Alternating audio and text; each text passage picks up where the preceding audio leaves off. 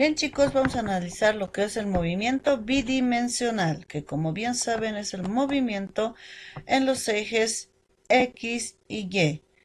Claramente nos dice el nombre del tema, ¿no? Se analiza en dos dimensiones. Bien, vamos a analizar fuera de la teoría que tienen previamente lo que es el principio de independencia del movimiento compuesto. Este principio lo ha planteado Galileo Galilei y dice lo siguiente, que si un cuerpo tiene un movimiento compuesto, cada uno de los movimientos se desarrolla independientemente uno del otro. ¿Qué quiere decir? Si en acá tengo un cuerpo que se está desplazando en movimiento compuesto combinado o también bidimensional, como se ha mencionado, hay dos análisis que se hace independientemente, es decir, se analiza tanto en el eje X así como en el eje Y. Algo que deben saber, para el eje X siempre analizamos con MRU por lo general, ya con movimiento rectilíneo uniforme. En base al movimiento rectilíneo uniforme podemos hallar soluciones para lo que es el componente en X. Y luego, en el eje Y se analiza con movimiento variado, con movimiento rectilíneo uniformemente variado, puesto de que hay velocidad variada, no es la misma en ambos casos. Entonces eso debemos entender. Para el eje X o el plano horizontal, MRU. Para el eje vertical o Y, movimiento variado. Y en base a esto vamos a poder analizar y llegar a una solución. Analicemos la figura. En esta figura veo que se dispara un proyectil y tiene movimiento parabólico o semiparabólico. En este movimiento que voy a analizar, lo primero, la velocidad horizontal del proyectil, conocida como Bx o B sub x, permanece constante.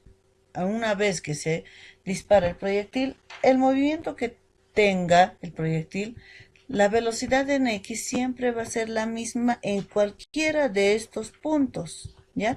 La velocidad con la que está desplazándose en el eje X va a ser la misma en este punto, en este, a la mitad del trayecto sigue siendo la velocidad en X la misma, tanto como al final, analizando solamente la velocidad en X. Luego, la velocidad en Y, es decir, V sub Y, no es constante. La velocidad en Y tiene un punto de inicio, no va a ser la misma en este punto, ni en este, ni en este. Tiene diferentes valores en cada momento de este recorrido. Por lo tanto, no es constante. Luego nos dice que la velocidad del proyectil en cualquier punto está dada por la siguiente ecuación. Esta ecuación se basa en el teorema de Pitágoras que se analiza vectorialmente, puesto de que aquí hay la velocidad de v que es una velocidad perpendicular o que está entre medio de estas dos velocidades de x y y. Y se da por el teorema de Pitágoras que nos dice que se halla a través de la raíz cuadrada de la sumatoria de los dos componentes elevados al cuadrado. La componente de la velocidad en x elevado al cuadrado más la componente de la velocidad en y elevado al cuadrado. Es un análisis vectorial. Luego, la dirección de la velocidad es tangente a la trayectoria, nos dice. La dirección a qué se refiere al ángulo de inclinación. En este caso, este ángulo de inclinación lo vamos a hallar a través del arco tangente o la tangente a la inversa de los dos componentes del cociente de la velocidad en y entre la velocidad en x.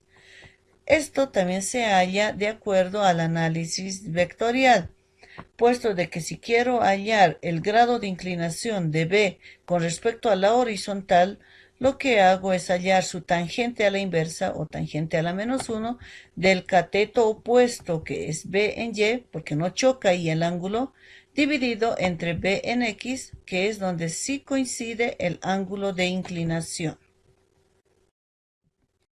Formulación. Vamos a ver parte de la formulación que se aplica en este movimiento semiparabólico y tenemos lo siguiente. Para el movimiento horizontal, la velocidad se va a trabajar de la siguiente manera. La velocidad en X es igual a la velocidad inicial del movimiento. El alcance que llega a tener, es decir, la distancia máxima alcanzada en el eje X, que es parte del movimiento horizontal, se determina con las fórmulas previamente ya les dije de MRU, del movimiento uniforme, donde tenemos la velocidad multiplicada por el tiempo.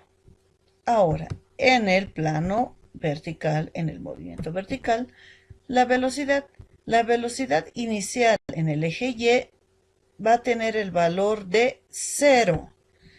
Ahora, teniendo el valor de 0, también tenemos lo siguiente, donde si quiero analizar la velocidad inicial en Y, va a ser igual a lo siguiente, ¿no? Aplico en esta ecuación. La velocidad en Y en cualquiera de los puntos va a ser igual a la velocidad inicial en Y más el producto de la gravedad por el tiempo. En el caso del alcance, la altura, es decir, el punto que va a ir cayendo el objeto o la partícula, se determina mediante esta ecuación que también lo hemos visto en MRU y en movimiento vertical, que nos dice que la velocidad inicial en el eje Y multiplicada por el tiempo más el producto de un medio por la gravedad y por el tiempo elevado al cuadrado. Esa fórmula la tenemos desde el movimiento variado. Nos sirve para trabajar la altura o el tiempo, así como la velocidad inicial de Y. Pero ya hemos mencionado ese valor, ¿no? Que va a ser 0. Bien, vamos a ir viendo ejemplos. Tenemos el ejemplo 1. Y en este ejemplo nos dice calcular la distancia X. Vamos a analizar entonces el presente gráfico. En acá tengo un gráfico que me está planteando ya los datos con los cuales voy a trabajar. La velocidad inicial 5 metros por segundo, el tiempo 2 segundos y me pide hallar la distancia horizontal, la distancia en X, que es mi incógnita. Bien, para la solución, ¿qué debo entender? Que voy a hallar la distancia X analizando el movimiento horizontal. Entonces, para esto voy a analizar la ecuación.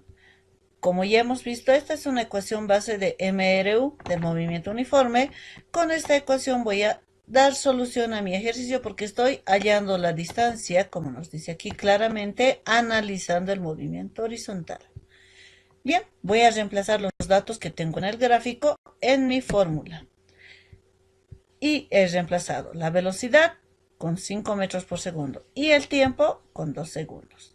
Una vez reemplazado, voy a simplificar las dos unidades que están proporcionales, son directamente proporcionales, y el resultado me da el siguiente: 10, 5 por 2 es 10 y las unidades me quedan solamente metros. La distancia es 10 metros. Vamos a nuestro ejemplo 2. En este me dice hallar el tiempo t.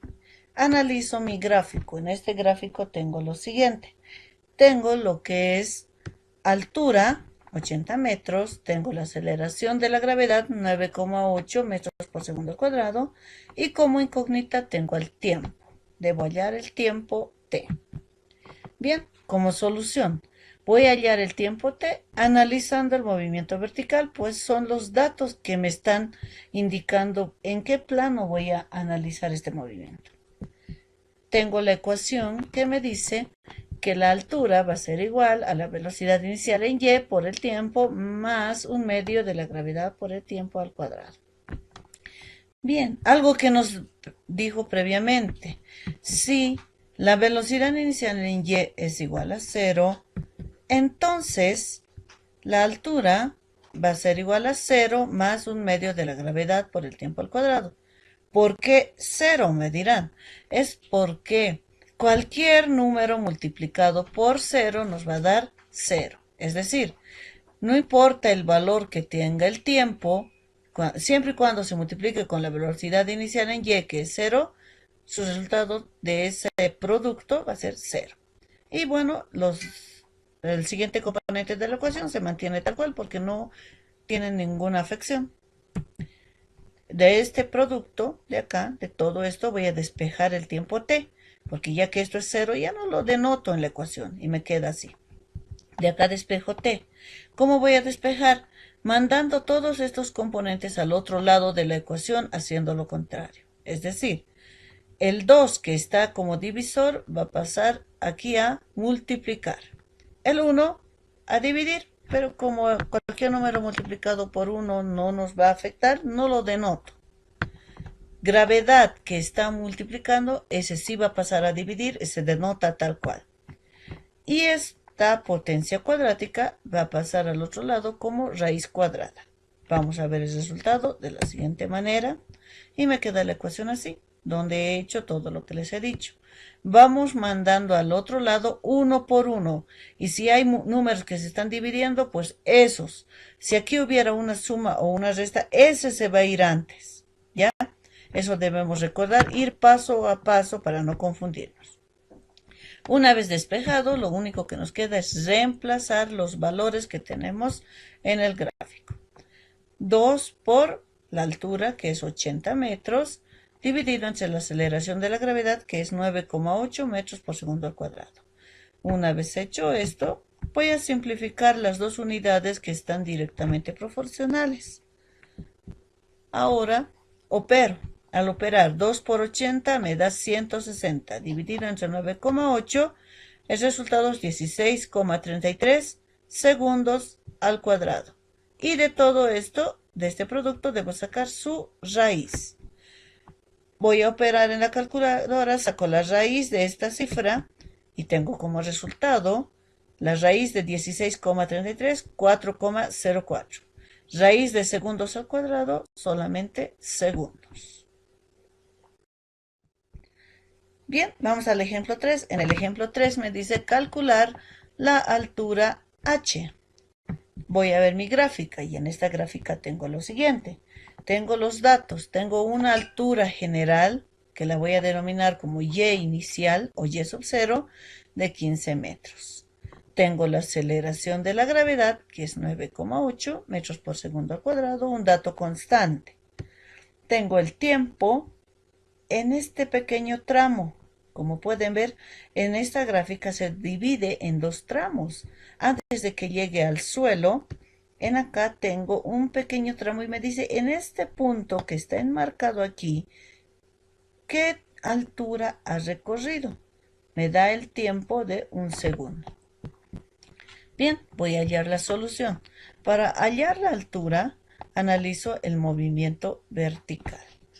Y llego a la siguiente deducción, donde si la ecuación que me plantea es a través de la altura, que va a ser igual a la velocidad inicial en y por el tiempo, más 1/2 de la gravedad por el tiempo al cuadrado, si yo sé que la velocidad inicial en y es 0, entonces la altura me va a quedar a 0 más 1/2 de la gravedad por el tiempo al cuadrado. Eso ya hemos analizado en el anterior ejercicio, ¿no? El cómo llego a este punto. Entonces solo me queda reemplazar datos. Cuando yo ya tengo la ecuación de la altura, descontando este 0 que ya es irrelevante, 1/2 por la gravedad por el tiempo elevado al cuadrado. Reemplazo los valores. 1/2 se mantiene. 9,8 metros por segundo al cuadrado, el valor de la gravedad, por 1 segundo, pero elevado al cuadrado. Bien, procedo a simplificar unidades. Segundo al cuadrado se va a ir con segundo, porque este segundo también se va a elevar al cuadrado. ¿Ya? 1 se eleva al cuadrado y segundo se eleva al cuadrado. Eso siempre debemos entender de que la potencia que está fuera del paréntesis afecta a ambos. Como resultado, me va a dar 4,9 metros. ¿Por qué? Multiplico 1 por 9,8, 9,8. 9,8 por 1, porque 1 al cuadrado ya he dicho que es 1, me sigue siendo 9,8. 9,8 divido entre 2 y me da 4,9 unidades, solamente queda metros. Y aquí está en metros, lo que va de acuerdo a cómo medimos la altura. Las alturas vamos a medir en unidades de longitud, que es metros. Entonces, este pequeño tramo que ha recorrido la partícula al desplazarse es de 4,9 metros. Bien, chicos, espero que hayan entendido esta manera de cómo estamos introduciéndonos al movimiento que es compuesto, o en este caso semiparabólico, que es parte del movimiento bidimensional. ¿Ya? Entonces, gracias por atender y espero que copien todo en su carpeta. Hayan copiado, incluyendo las explicaciones, deben copiar en su carpeta.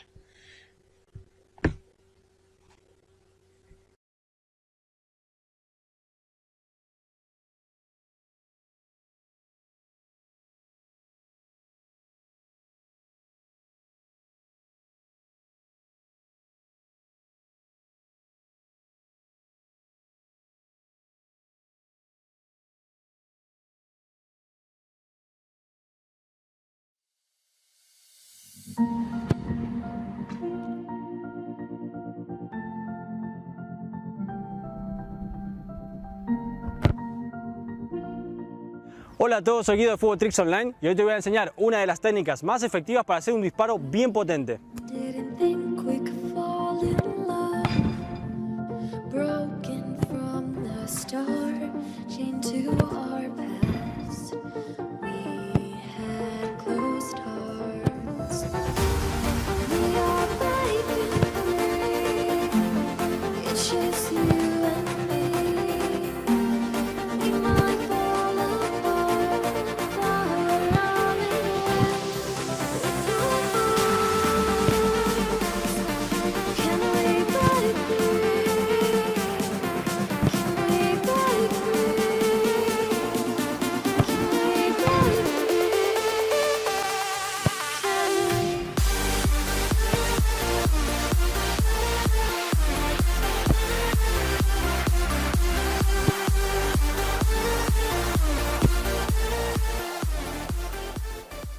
Para empezar, ustedes ya saben que en el fútbol hay tres tipos de técnicas principales. Es pegarle con la parte interna, otra pegarle con la parte externa y por último pegarle con el empeine, que es la técnica más potente. Si estás interesado también en aprender cómo pegarle con la parte interna o con la parte externa, te voy a dejar acá a la derecha dos cuadraditos para que puedas ver los tutoriales que tenemos en nuestro canal que te enseñan cada técnica paso a paso para que la puedas aprender. Pero hoy venimos a aprender la técnica del empeine, ¿ok? Si vos querés realizar un disparo muy potente, la mejor técnica que puedes utilizar es la técnica del empeine. Bueno, para pegarle con el empeine, la vamos a pegar con toda la parte superior del pie, ¿ok? Todo esto es el empeine. Pero, si se fijan bien, siempre sobresale un poquito más de hueso de una parte del empeine, que es la parte tirando hacia la parte interna, ¿ok? Acá yo me toco y tengo el hueso ahí, lo noto, pero de esta parte, aunque también es empeine, no es tan duro. Entonces, nosotros le tenemos que dar de empeine, pero si le podemos dar con la parte del huesito un poquito tirando hacia la parte interna, muchísimo mejor, porque es una parte muy rígida y va a generar muchísimo más potencia a la pelota. Pero tengan cuidado porque si se van mucho, colocan el pie mal, ya le vamos a empezar a pegar con la parte interna y eso no es lo que queremos. Le tenemos que pegar con la parte del empeine, pero siempre tengan en cuenta que el huesito está tirado un poquito más hacia la parte interna, ¿ok? Este es el lugar exacto donde tenés la parte más rígida del empeine, que vendría a ser el hueso, y donde tiene que hacer contacto con la pelota al pie.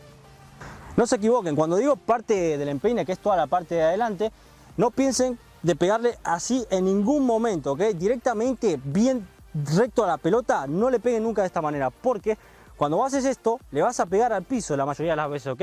¿Y qué va a pasar? Que cuando le pegues al piso, el pie va a estirar hacia atrás y te va a estirar el tendón este que tenés acá, que yo ya me lo lesioné haciendo exactamente lo que te estoy diciendo ahora, así que tengan cuidado para evitar esto.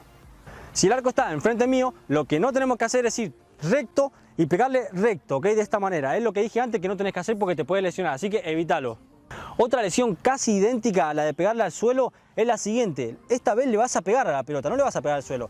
Vamos a ir recto a la pelota y le vas a pegar de esta manera. Pero ¿qué pasa? Vas a hacer mucho contacto con la parte inferior, ¿ok? No vas a hacer tanto con el empeine, sino que más con la parte de los dedos. ¿Y eso qué va a hacer? Que cuando le pegues a la pelota, ¡pum!, el pie te haga esto, ¡pa! Lo mismo que pegándole al suelo, pero en vez de pegarle al suelo le vas a pegar a la pelota. Igualmente la pelota, cuando le pegas muy fuerte, te va a hacer el mismo efecto de tirarte el pie para atrás y te va a tirar otra vez el tendón. Esto te lo estoy diciendo porque a mí me pasó, ¿ok? Así que tengan mucho cuidado con estas dos lesiones y ahora te voy a enseñar la manera correcta para pegarle bien a la pelota. Entonces la manera correcta para evitar todo esto e igualmente pegarle bien a la pelota es, en vez de pegarle con el pie recto así, pum, vamos a doblar el pie un poquito de costado de esta manera, ¿ok? Entonces, ¿qué va a pasar? Vas a poder agarrar la pelota bien, no le vas a pegar al piso e igualmente le vas a pegar con la parte dura del empeine, que es finalmente lo que queremos, y vas a evitar todas esas lesiones. Doblás un poquito el cuerpo, un poquito el pie de esta manera, pum, y le pegás igualmente con la parte del empeine, y es lo que hacen básicamente todos los profesionales.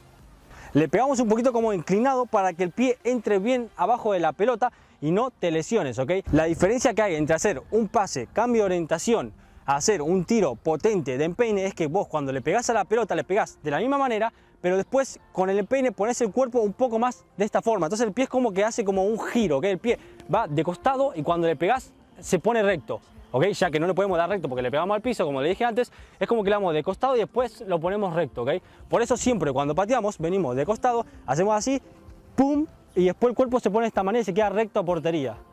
Si le pegamos a la pelota, como te dije antes, simplemente inclinando el cuerpo y no poniéndolo recto para pegarle con potencia un disparo de empeine, va a salir el pase de cambio de orientación que te dije antes, que es como se suele utilizar y la técnica que se utiliza para ese tipo de disparos, que es este, ¿ok?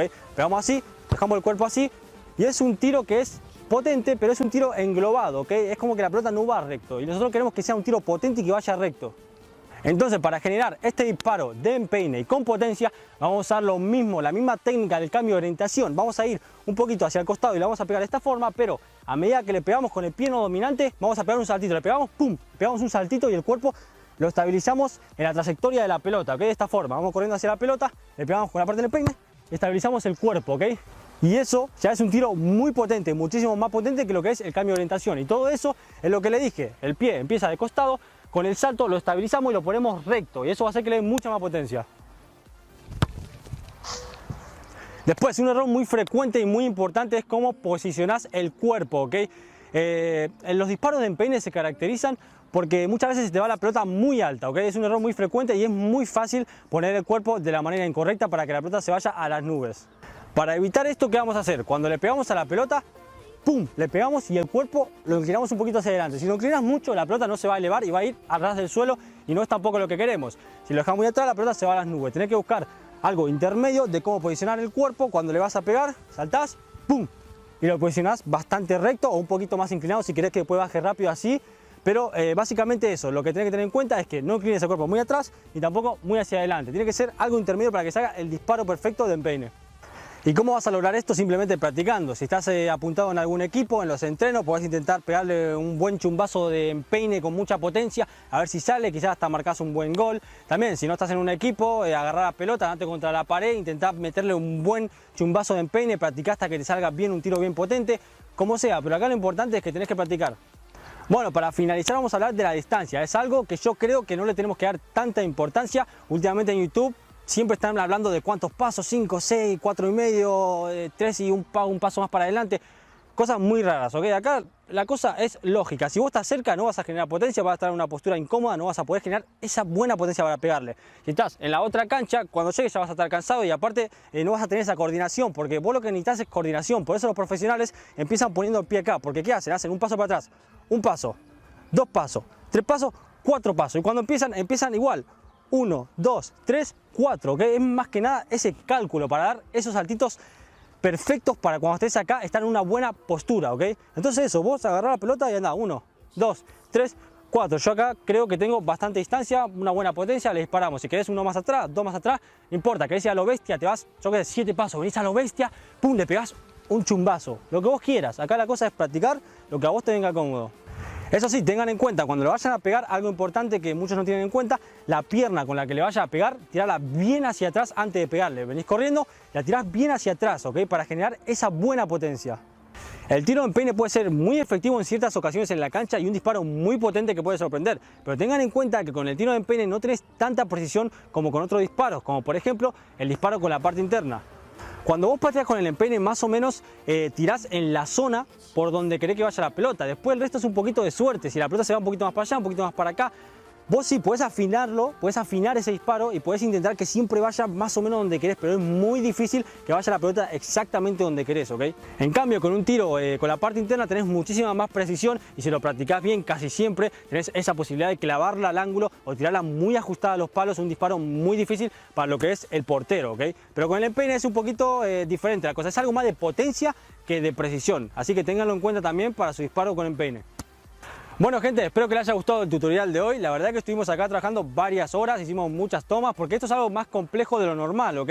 Es más difícil explicar esto porque es algo muy técnico, algo que es difícil de transmitir, de comunicar a ustedes para que lo entiendan bien, etcétera. Pero yo soy tan perfeccionista, me gusta hacer los tutoriales bien porque esto ya se queda en el canal para siempre, me gusta hacerlo bien y que ustedes lo entiendan lo mejor posible, ¿ok? Así que nos tomó bastante trabajo, así que te voy a pedir que si te gustó, no olvides darle al me gusta. También te puedes suscribir a nuestro canal, hacemos videos todos los martes y todos los jueves. Seguirnos en las redes sociales para estar en lo último y nos vemos en la siguiente.